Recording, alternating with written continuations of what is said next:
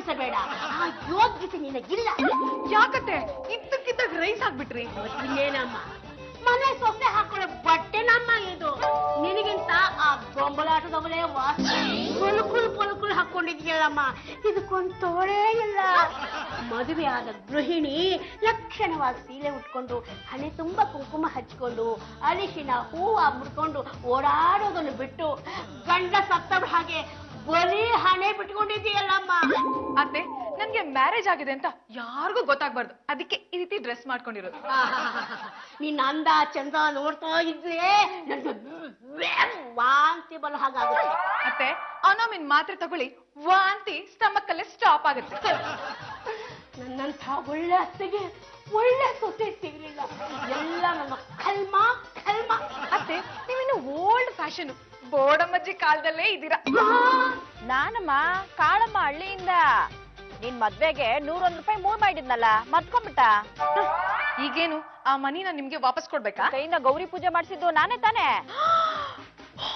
ಸಾರಿ, ನನಗ್ ಗೊತ್ತಾಗ್ಲಿಲ್ಲ, ಈಗ ಗೊತ್ತಾಯ್ತು.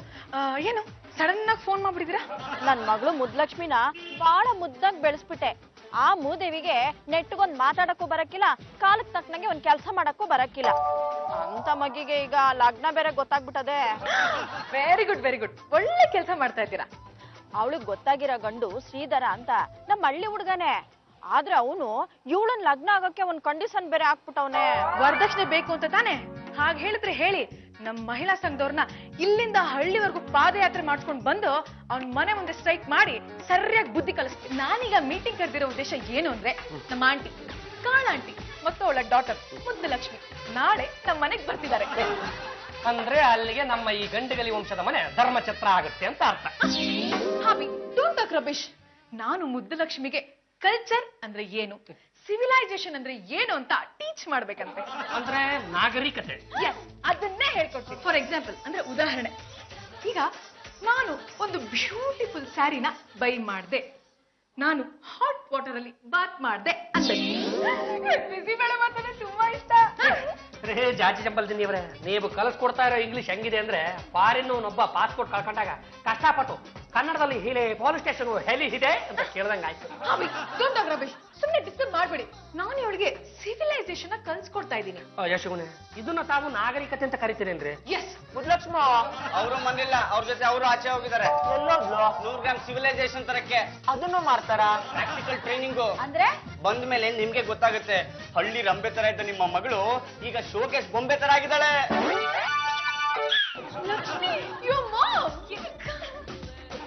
ಹಾಯ್ ಕಾಳಾಂಟಿ. ಅಯ್ಯೋ, ನೀನ್ ಹಾಯ್ ಬಾಯ್ ಆಮೇಲೆ ಇರ್ಲವ, ಎಲ್ಲವ ನನ್ ಮಗಳು. ಇವಳೇ ನಿಮ್ ಮಗಳು? ಅಯ್ಯೋ, ನಾನ್ ಮೊದ್ಲೇ ಅದು ಮುದ್ಲಕ್ಷ್ಮಿನ ನೀನು. ಎಕ್ಸಾಕ್ಟ್ಲಿ, ನಾನು ಇವಳಿಗೆ ಸಿವಿಲೈಸೇಷನ್ ಏನು ಅಂತ ಚೆನ್ನಾಗಿ ಕಲ್ಸ್ಕೊಟ್ಟಿದ್ದೀನಿ. ಇವ್ರ ಹತ್ರ ಟ್ರೈನಿಂಗ್ ತಗೊಂಡಿದ್ದಾರೆ ಅಂದ್ಮೇಲೆ ನಿಮ್ ಜೊತೆ ಸಿಂಪಲ್ ಆಗಿ ಸಂಸಾರ ಮಾಡ್ತಾರೆ. ಅಂದ್ರೆ ನಿಮ್ಗೆ ಚಾಪೆ ತಿನ್ಬೋದ್ರೆ ಇಷ್ಟನಾ?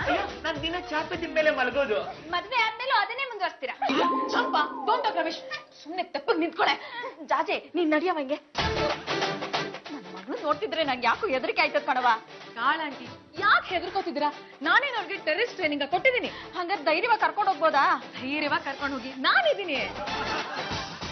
ಎಂ ಲಕ್ಷ್ಮಿ, ನಾನು ಹೇಳಿರೋದನ್ನೆಲ್ಲ ಕರೆಕ್ಟ್ ಆಗಿ ಫಾಲೋ ಮಾಡ್ಬೇಕು. Okay, take care of your fiancée.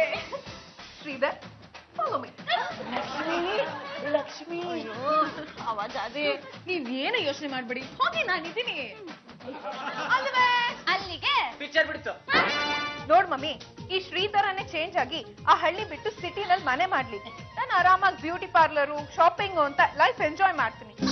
ನೋಡು, ನಿನ್ ಸುಖಕ್ಕೋಸ್ಕರ ನಾನು ಹುಟ್ಟಿದ ಹಳ್ಳಿನ ನಮ್ಮ ಮನೆಯವ್ರನ್ನ ಬಿಟ್ಟು ಬರೋದಕ್ಕೆ ಸಾಧ್ಯ ಇಲ್ಲ. ಅದಕ್ಕೆ ನಾನೇನು ಮಾಡಕ್ ಆಗಲ್ಲ, ನನ್ಗೆ ನನ್ ಲೈಫ್ ಇಂಪಾರ್ಟೆಂಟ್. ಮನೆ ಸರಿ ಹೇಳ್ತಾ ಇದ್ದೀನಿ. ಮೊದಲನೇ ತರ ಬದಲಾಗಿ ನಮ್ಮ ಹಳ್ಳಿಗೆ ಬಂದೆ ಸರಿ. ಇಲ್ಲ ಅಂದ್ರೆ ಇಲ್ಲ ಅಂದ್ರೆ ಡೈವರ್ಸ್ ಕೊಟ್ಬಿಡ್ತೀನಿ. ನೀನೇ ನನಗ್ ಡೈವೋರ್ಸ್ ಕೊಡೋದು, ನಾನೇ ನಿಂಗೆ ಡಿವೋರ್ಸ್ ಮಾಡ್ತೀನಿ. ಓ